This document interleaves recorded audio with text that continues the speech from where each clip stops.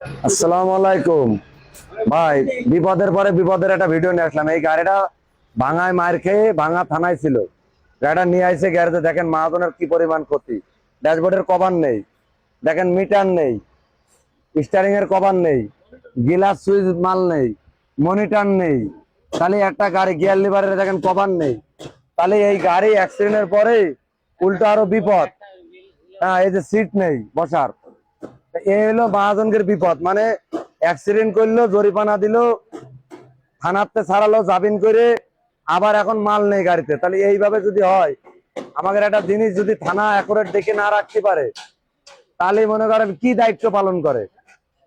হ্যাঁ, তার কাছে আমার একটা আমানত রয়েছে, তার তো দায়িত্ব এই আমানতটা ভালো জায়গায় রাখার।